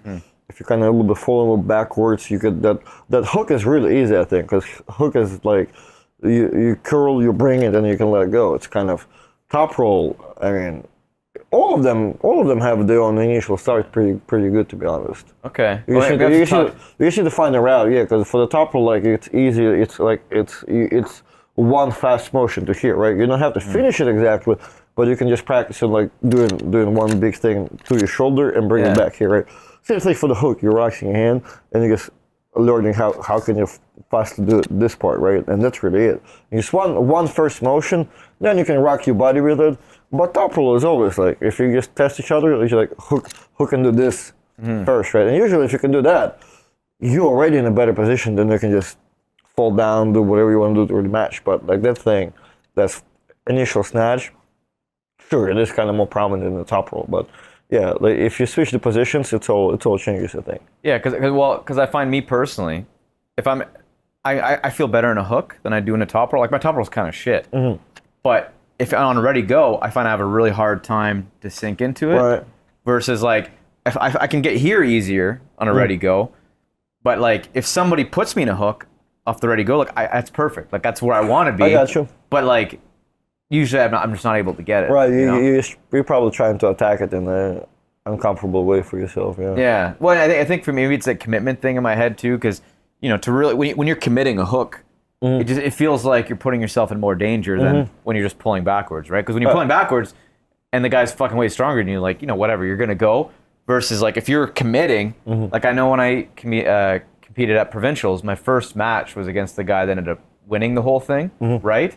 And yeah, like when I committed and he like ripped through me, I thought something was fucked. Like I was, because I really committed to it because I could feel him go in a hook as well, and I was like, okay, perfect. Like that's where I want to go anyways. And it was like as soon as I got in, he just ripped right through me, and I could feel like something was like ta ta ta, like I could feel something in my arm, and it ended up being fine. Like it was fucking sore, but nothing broke or anything. But I was worried. Like the second I got out of there, I was like, oh, that's not good. I've never felt that before. I mean, see, also, but the way you describe the hook, right? You keep looking forward. It's like I got in it. Like I mean, hook doesn't have to be there. Hook is. I'm showing hook this way. Hook is still leading back to me, right? Yeah, no. Your hook is like getting there. So like, yeah. It's different how you. That's what I'm saying. Different how you approach it. Yeah. Yeah. Well, I think my issue too is I'm not strong enough to pull a lot of people in, right? So a lot of times when I commit to a hook, like I have to bring myself forward because I don't have that. Another thing, not necessarily. You need to buy my book. Not necessarily. I'm going to. If you're already saying if the guy's good on the hook, then you don't have to do anything. You can just he's gonna do everything on his own. Yeah. That's why Travis had always hard time explaining the wrist curl. Because wrist curls is a funny business because you don't need to do that because people gonna make your wrist curl. Like if they're forcing, if there's a supinating there, they're gonna make your wrist curl. You know what I mean? So like it's a lot of the position stuff that you need to allow people to do too. Yeah. Interesting. Yeah, you're pretty dialed in. Dialed in. On, man. One of the things we just having fun out here for the 2 days. I'm smart a little bit. I figure things out. So away from like the arm wrestling stuff and back to like the social media stuff. So I guess you'd probably be one of the first guys to really push a lot of content on YouTube, right? Yeah, like not the first, but one of the like early on. For sure, yeah. And you're helping out a lot of people with their YouTube stuff, right? So who are you working with at the moment? I think like me and Travis are tight, right? We always do lots of stuff, and that's like doesn't even need to be explained technically. But I do have access like with Todd Hutchings and Devin. So with them, it's mostly like if I have some opportunities to do some collabs, or if I'm going through my old stuff, I can definitely help them out and do some stuff over there for sure. But there's been a bunch of people throughout the years and career, right, coming from different things, right? Because like it was never a thing, but I always kind of have a feeling that like you have to do something. Especially, I mean, it's more prominent right now that athletes do have a lot of power too, and they can help a league or be like just a dead weight. So I kind of knew like you have to do something because it's gonna pay off in one way or the other. So and it does. So that's why I kind of, and now it's even becomes more classified, so you can kind of see like what we're doing, how we're doing, type of posts, type of things, type of things in general, right? While before like, it's like you're just putting everything out on the internet, hopes like something sticks or something, whatever. But now like dude, like I look back and like knowing how content works now, and I'm like, dude, if everything was like that, like 5, 7, 8 years ago when I was like super hot about certain things, dude, I had so many shorts. And before, like, there was not such thing as shorts, I mean? There was so many cool materials. Oh, yeah, like that's now like have way more purpose. You can do way more things, so much easier. So, yeah, it's definitely a good time to to have the weird experience. Have a weird experience? Yeah, because like I'm saying, like running social media, Facebook groups ain't a fucking. It's not doing 10 yells on the oil rig, you know what I mean? However, now it is an experience of doing that weird thing and it pays. So, Yeah. Yeah.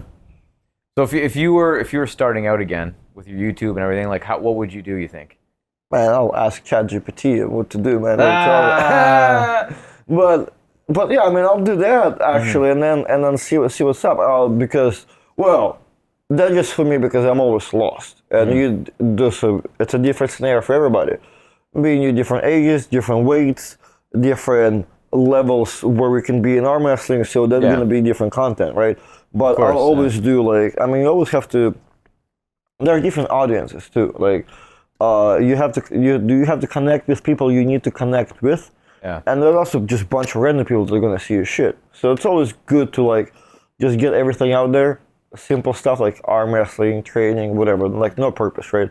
But then if you want to connect with people and build a fan base, who you want to build a fan base with, or who you are. Like, are you an older dude trying to get in it, and as you starting out? That's what you're gonna talk about. Like that's who I am and whatever. Don't try to pretend like to be like I'm here to talk about arm wrestling news and all arm wrestling. You don't fucking know all arm wrestling. You here watching YouTube videos. Like you're reciting Pradeep's videos. Whatever it is. So like just be who you are. And like if you're the guy that wanna do news but don't know about it, but you just you're learning stuff today. You just talk about those things. But another example being some young dude that's like progressing. I know, same thing. Just talk about your progress and do stuff. And if I were to do about it specifically, I mean, you can buy a future course about all that. But I'll definitely probably the easiest thing I will tell people is to find one thing you can do on a bigger format. Like do a live stream by yourself. Like do whatever. Instagram live, do some type of one long thing you can do for 1 hour, 20 minutes, half an hour, right? And then whatever that is, use that to use on a smaller platforms. Like get some, if you're doing some live stream, you're talking about stuff, pick some topics, then use the topics, use them on TikTok, Instagram, whatever, just get the word out. But like just, find some one thing you can repurpose 15 times and, go at it and keep repeating it. And something's gonna stick because we also do different things. Like I just happen to be into artsy stuff and always being like photography, videography. So it's kind of, I happen to be like, I already have a camera, so I can vlog and do this shit. But I also can film a tournament, do a little highlight, whatever. But some people like more into audio. Some people do like to do streaming and all this stuff. I kind of helped, not exactly help, but I was one of those people for sure, like Gary Roberts and all that, who created a demand. Because before, like, I mean, there was random streams and all that, but like, you create a demand and create a business out of it, or like all of a sudden the next promotion feels obligated to have a video guy, have a stream, have a this, have an Instagram, whatever. Like, because I slowly try to, raise this stuff up. Yeah, when it raises the standard of it too, as guys start to get better. I don't really know how we got there, but like that's overall like. I think I started to do those things to where slowly like it became normal. It became normal to have a social media page for this, second or third, right? And now arm wrestling grows, so it became like a lot easier for everybody to have something. Yeah. Yeah. And I think and I'm sure I've said this before, but the interesting thing about arm wrestling is I feel like people are more likely to post more personal type things and post more content versus like a lot of other sports, people kind of hide their training, right? People don't really expose that stuff, whereas true. Arm wrestlers do want to sometimes show off. There's some secrecy to it too, because for sure, a lot of arm wrestlers came or maybe still coming with an idea like, if you see how I arm wrestle, like it's a bad look. If you see how I train, also you see my pros and cons.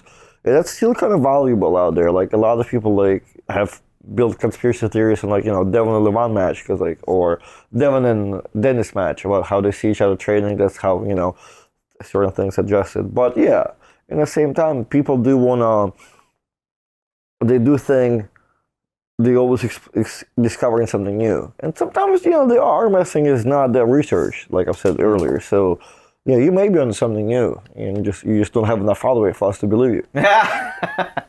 Yeah, well, I think it's, well, I guess what would be the newest thing in arm wrestling, right? Like maybe the King's move. I guess maybe is that like the newest thing, really? No. No. What would be the most the newest? King's move been around when I started arm wrestling, so that's been. Okay, so it's been around for. Anyways, I'm fairly new, right? Like I've only been doing it for a couple of years. So. It's had a name for a good 10 years at least. Yeah. Okay. No, what So there's a new thing in arm wrestling, but no, now that you're saying it, I don't know. I feel like the new thing is like get letting your hand go and fucking constantly going sideways for everybody. Well, side pressure then, like just I feel like it's a new trend. I don't think it's a new thing. Yeah.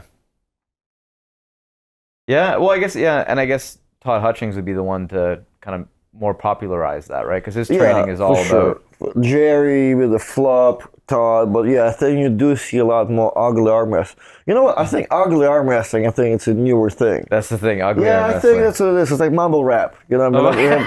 We have ugly arm wrestling now. No. Because you see a lot more people being free. I feel like, I think that's a fair way to put it. I think people back in the days were more prominent to look clean. Okay. If like you arm wrestle, as soon as like you open up, it's more of a loss. You know what I mean? Now you open up. Oh man, it's King's move still. You don't have the King's move. You can just open the thing. Like before, back in the days, like you open your arm, you kind of automatically look around and just kind of let go. Now it's like you start with an open arm. Like I think that's what the thing. And you know what? You may be right. I don't think it's a King's move. It's more man, I can't combine who's right, you or me. But because it's all combination of being more open. Okay. So therefore, not a King's move, not exactly baby even ugly, but we are more okay nowadays with losing things and being more opened up. Before, I feel like you lose your hand, you lay it down. You kind of opening up, you're gonna just open up to the pad. Now, like if something opens up, you're gonna torque your body. I think body arm wrestling became more like insane nowadays. You see a lot more open shit. You see a lot more that Team Lewis, Mac Telly, like to where one King's move, one just yanks there. So you see a lot of that. I think that's the trend. Like be more open. Okay. Yeah, the openness. Come out your closet, man. It's all good. Yeah, there we go. Well, and also, speaking of like newer things, right? We have stuff, I guess newer promotions like Mac that are trying different things now. What's your opinion on that? Dude, I'm kind of like Todd Hutchings, I think, when he arm wrestled down Underwood on the strong pads. Like, it's all good, like it's, I adapt to pretty quick. It's not like crazy to me, like not that different, like yet.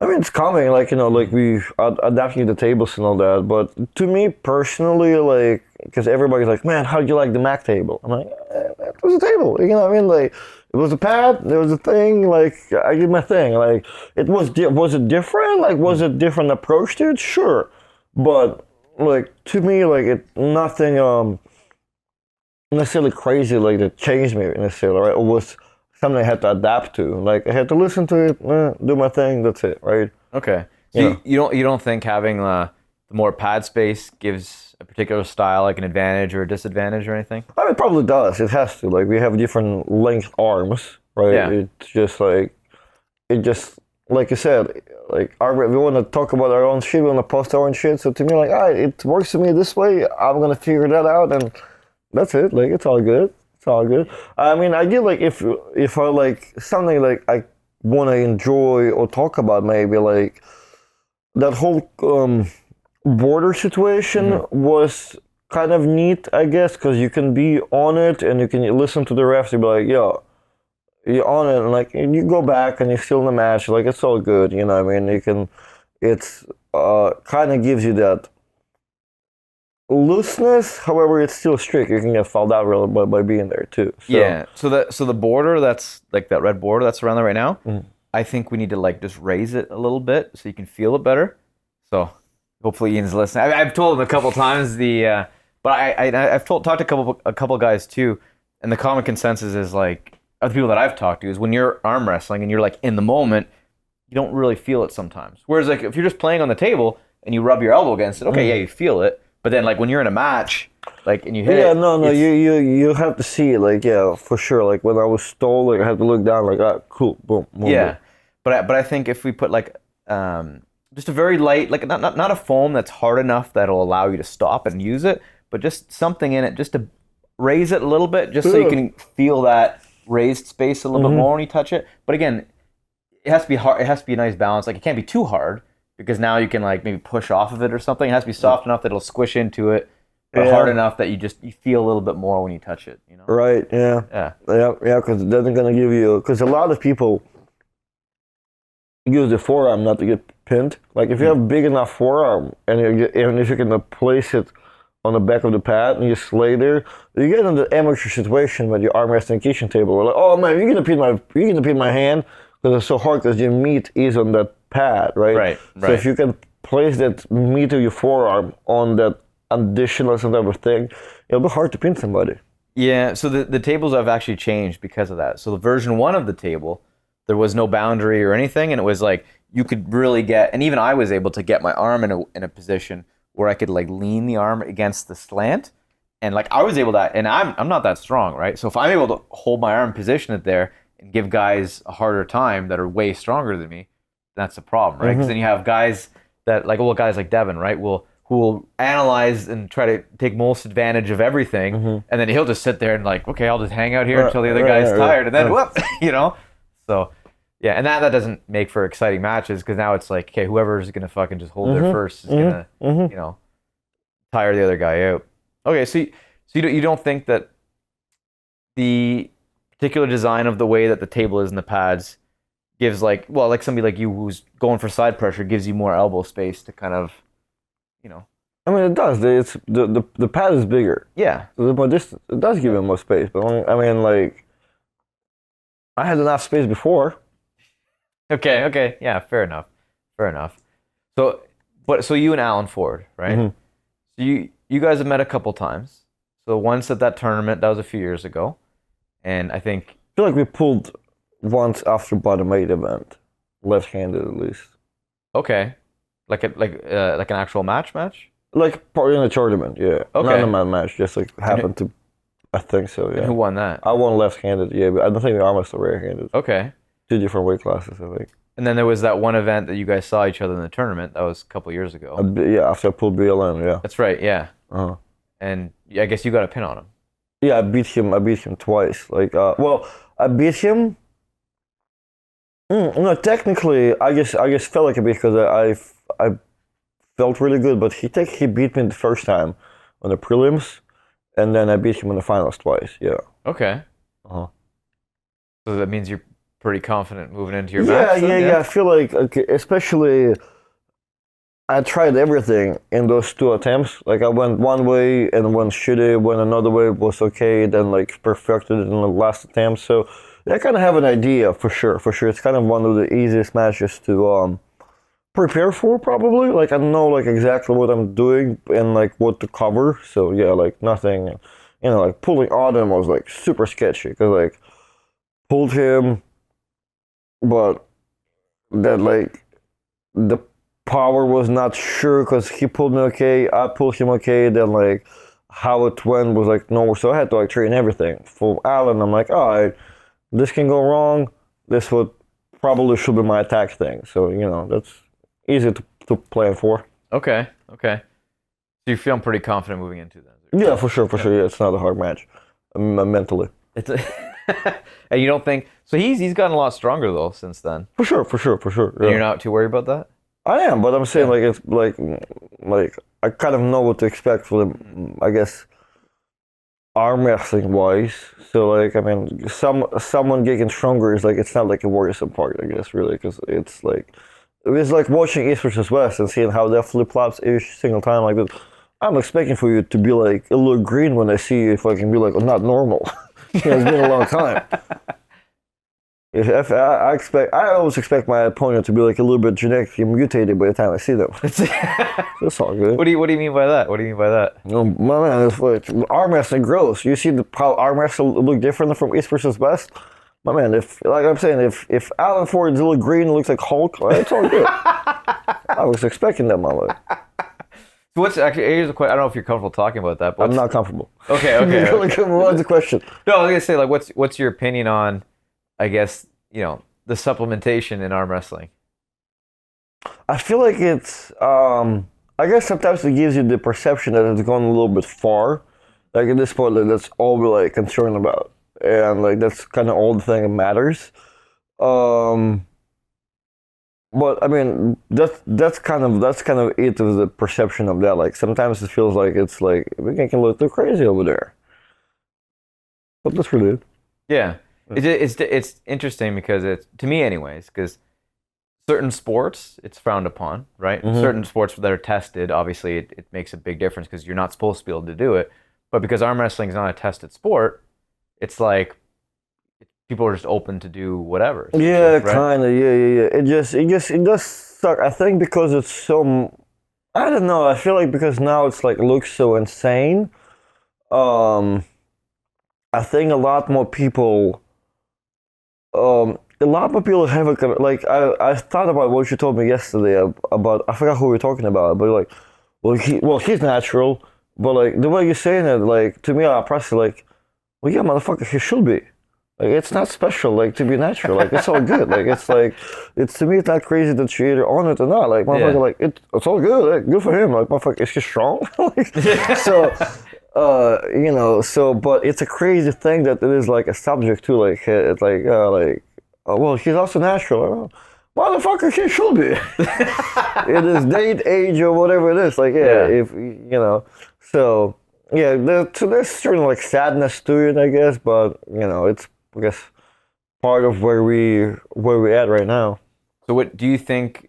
Like a tested league would do better or worse than kind of like the openness that kind of it is right now? I just don't believe. I don't think there's such thing as a tested league. It's tested the day off. Like, but what does it mean? Like,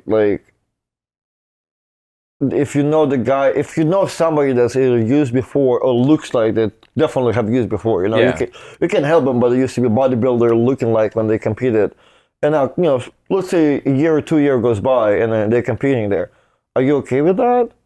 I mean, they all clean it the day off, but you do know their prep might not have been clean. Well, yeah. So it's like, tested to me is like, tested the day off. So it's kind of a little bit funny. I think it's, if we can get funding and can get more serious about it to where we can keep people clean and force them to be clean. You never sure. will, though. That's the thing. You're just going to limit how crazy people are going to get, right? Yeah, sure. That's because even if you look I'm all about it because I feel like I do believe there are some people that can shine for sure more. But in the same time, like, I'm all about it because I feel like it's also going to check a lot of the whiny people who are like, oh man, I just need steroid-free league and I'll be the number one guy. He won. That guy won. 100% won. There's a dude who don't talk about it and just forced to probably take it to like, whatever. They either like, they want to do better or whatever at this point, like, it's not like, because you do it long enough, the line is like not as blurry unless you're totally against it. But yeah, there's some dudes who are like, oh man, cool. I'll be off and they're like killing people. You know what I mean? And like, that will not be that guy that keeps complaining. Yeah. Maybe, 1 year, but like for the most part, like no. Like people just do hard work, but people that want to do excuses, like they're like super loud about it. Yeah, well, and it's interesting because I know, not in arm wrestling, but I know guys in other sports that are super loud about it and complaining, but they're on all kinds of stuff themselves too. Right. That's definitely a thing. I've seen that. Yeah. I've definitely seen that. Or they've done it before or whatever. Yeah, like it's different like this. Oh, I'm telling you right now, like, I've never done anything myself before, but my neighbor heard a thing or two, right, about another guy with my name doing some stuff. So, however, like, and you do get to certain points where like you get beat by somebody nasty, like, man, steroids are terrible, man. That's crazy. Ah. So, yeah, I think it's all good. Just gotta work hard. Yeah. No, and in my opinion, I don't think it's as important in something like arm wrestling because the risks are very low, right? Like once there's more money in the sport, then obviously that changes things. But in like combat sports, the risks are a lot higher because you're getting brain damage and shit like that, right? Yeah. From that perspective too, I guess I took from what you just said too. Timing. A lot of it has to like we don't necessarily need that because like you're gonna get there regardless. It's just gonna take longer. Even with arm wrestling training, it's all about like there's a misconception that we all trying to get stronger and better. Like we're not. We try to get stronger faster. That's the thing with training, with supplementation. That's what we're trying to do. And arm wrestling is not that developed yet, where you can still do it without it. Just gonna take longer. But we're very egotistical. We want those views. We want to be at East West. So yeah, you're trying to be there like in the next 3 months. So. Well, yeah, no, for sure. And when you get to a Mac, we're trying to be a Mac, man. Yeah, that's right. But yeah, no, it makes sense, right? Because when you're on a bigger stage, there's more eyes on you, the potential of opportunity, and now you're willing to take more risks to essentially progress to the next level. It makes sense. But nowadays, I'll say this: like, this is not just arm wrestling, but I feel like steroid culture in general. It's like now kids in high school are doing all kinds of shit. TikTok helped it a lot. Yeah. Versus like when I was in school, and again, this is a long time ago. But you had maybe they can tell by your head. Thanks, buddy. Thanks. But yeah, like you would hear of maybe like 3-4 guys on the football team, right? Versus now, it's become normalized. It's like there's 15, 16-year-old kids that I see at the gym that are talking about doing these crazy cycles. Right. I'm like, guys, like just chill. You're a baby. You know what I mean? So, but yeah, I guess like TikTok and social media. And shit I think like they made them more available. Yeah, because before you had to do a little bit of Google. Now it's like if you're like working out as a teenager and you open TikTok, it's probably in your face. Oh yeah. Oh yeah. It's not like a topic where like you watch like movie with Arnold in it and you figure that there's something about it and you start googling about this shit, right? And now it's like I'm the way that I am because of this. Yeah. Buy this with my discount code. What? Yeah. Well, yeah, and you also have guys that have it in their name, right? Like you have like Trend Twins. Right, exactly. And what's trend? Oh, it's an anabolic steroid. Oh, okay. Yeah. Hey, prep. So I guess about Alan. What are you gonna do? You gonna just run right through him? Tell you what we're gonna do with Alan. We're gonna So, I think. So it gives me a good time. So like we were saying, like because you're trying to think that he's an easy match, but I think he's easy mentally because I've done it before and I've known what I'm doing.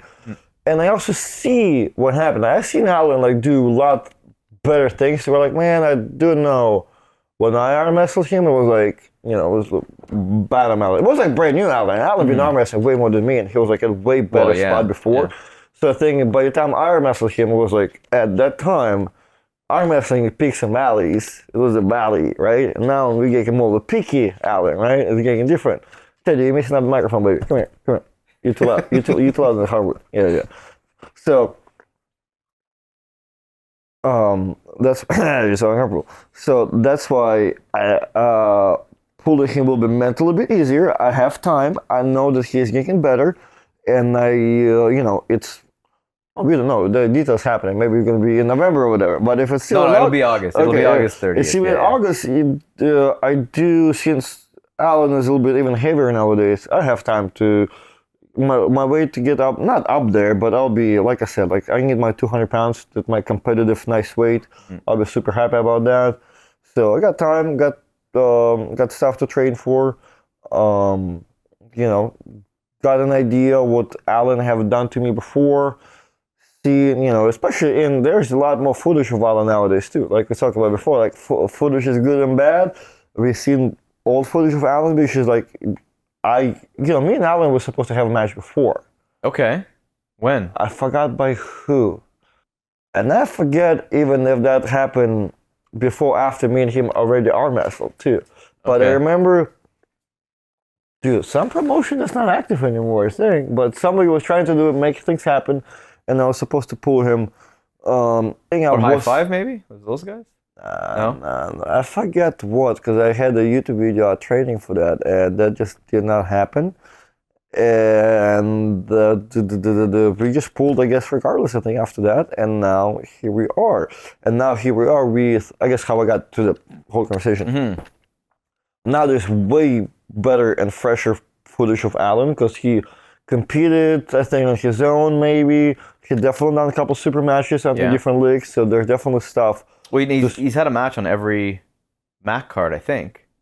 Okay, that too. Yeah, That too. yeah. So, okay, so yeah, there's a lot of stuff to see, and that's good. That's good. That's good to prepare for. So, Do you have anything else you want to say to him? Or you want to do a little bit of trash talk? You want to? Man, now I'm gonna appear nervous because I did this my bracelet when it came out. I don't know, man. You know what? You know how. You know what happened with me and Alan talking shit last time? I think I did beat him before left-handed, like at the bottom of the thing. Then I see him at that thing where I'm pulling BLM, and he's talking shit. Like he's saying something, but we're just like, oh, you know, we're saying some shit back and forth. But one of us should like kind of, I guess, basically at this point, I guess, bow down a little bit. I guess accept a little trash talk. Yeah. I'm not bowing down. Like he's talking about like, yeah, you can still get me left-handed today. I'm like, dude, I'll still get you right-handed today after I do BLM. He's like, no. I'm like, yeah. And then it actually happens. And I'm like, because the trash talk was like, I feel like me and Alan have a good chemistry. I think that's why I know the reason I'm not too, like, I'm worried about it, but I'm not too stressed because I think me and Alan are pretty cool. So I think that conversation there, I think it was fairly intense for both of us because Alan was like, yo, this guy's a prick. But he still carried on and arm wrestled after that. So I think it was all good. I think it was good. So that's why I feel like, I don't know, man. I think I'm going to keep it cool. Whenever I see Alan, it's on site, motherfucker. But, you know, right now, it's all, you know. Maybe we'll have to try to get you guys on a remote podcast or something where you guys both can talk to each other a little bit before the event. Yeah, I mean, it'll be good. From the FaceTime the other day, he was already all negative and shit to call it small. Hey, we can do that. Well, actually, so one more thing before we end it. So give me like your most fucking extreme story. It doesn't have to be arm wrestling related. Just something that happened to you that's kind of crazy. Dude, it's always hard to talk about this because like you're putting people on the spot, like, and like give you some big ass story. Yeah. Can you give me a narration somewhere? Can we? Because I'm gonna think about millions of things. Yeah. Why people have said like some fight stories where they got in like random brawls with people. Dude, I don't know. I feel like there's millions of things that. Dude, I had one time, me and my buddy Brandon go to Alabama State. We get in our room, and it's me and our girlfriends at the time. So it's like a couple of staycation, right? We all, you know, like a lot of people do it nowadays. If you got an arm wrestling, you know, you're trying to go to a tournament outside of the state. You have your buddy. If y'all both like have families, it's a big family thing, right? That's how you make friends. Yeah. So we go to the hotel room, checking in. Obviously, at this point, we're starting out arm wrestling. A lot of people are starting out arm wrestling. They're kind of figuring out life. So obviously, our hotel rooms are fairly cheap. So we go to the hotel room. Smells like cigarette smoke. Disgusting. Just bad. We're trying to be about it and be okay there, but you know, we're there 15, 20 minutes. You know, it's like, no, it's a burn. So we go to the front desk, change that room. Got the room changed. The guy was like, "Oh no, there's no smoking in the hotel." We understand there's no smoking in the hotel. Somebody's smoking this motherfucker. And like the guy comes in, it's all good. Like, no, so whatever. We got the room changed. Go to the new room. Figure out the plans to go eat. As we like figuring it all out, I'm going to the car, going back, realizing I lost my camera. And at this point, you know, I'm kind of like you, Matthias. I want to do everything. I'm a camera guy. I'm filming. I'm streaming. I'm doing everything. Photography, everything. Camera is extension of me, right? And it's like everything. I have all the money, everything. It's all in the camera.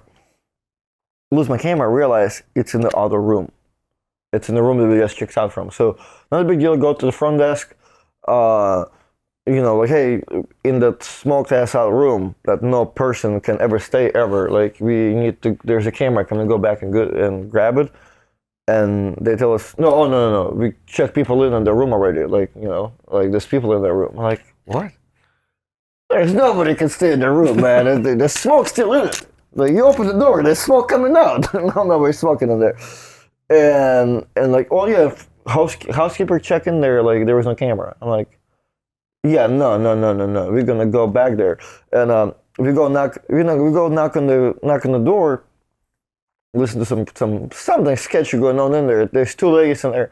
No, there's no camera there. Like, there's nothing. I'm like, sounds sketchy. Like, there's some type of crackhead situation going on for sure. Okay. It's me and my buddy Brandon. We're knocking. They're not opening the doors. They're like, if you want to get to the room, like, you have to go to the front desk.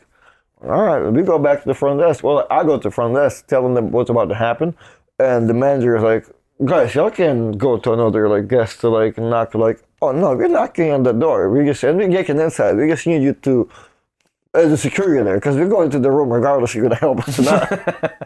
So the guy comes over like all panicking, like my buddy Brandon is knocking on the door, and the girl's like, there's no camera, like there's nothing, like go away.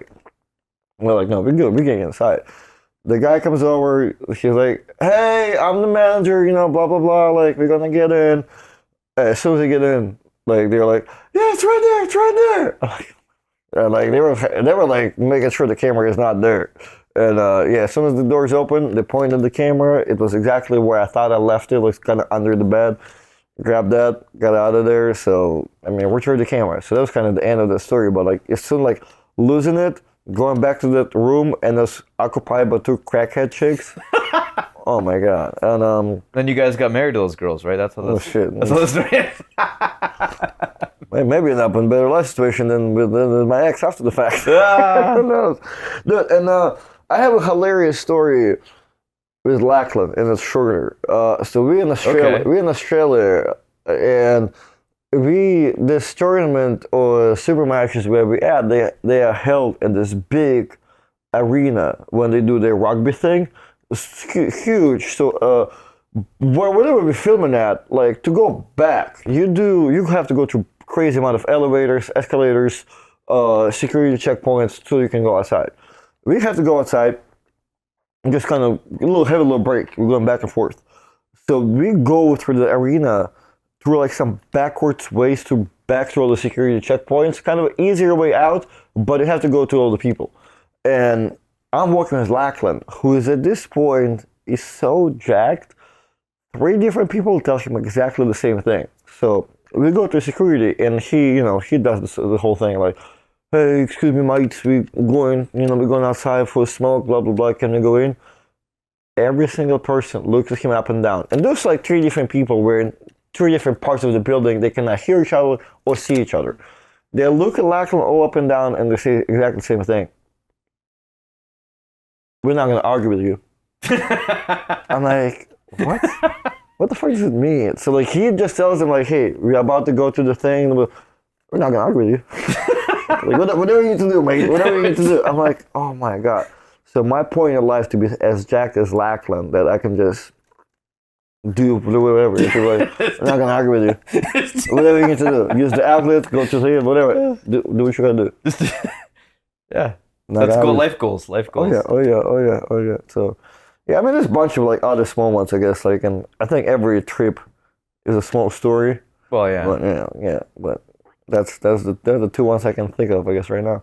Yeah, we can save the rest for another day. Hell yeah. Powerful. Well, thank you very much, man. I think this is good. Sir, yes, Powerful. sir. Yes, sir. Powerful. Thank you. Yeah, that's good. So yeah, August 30th.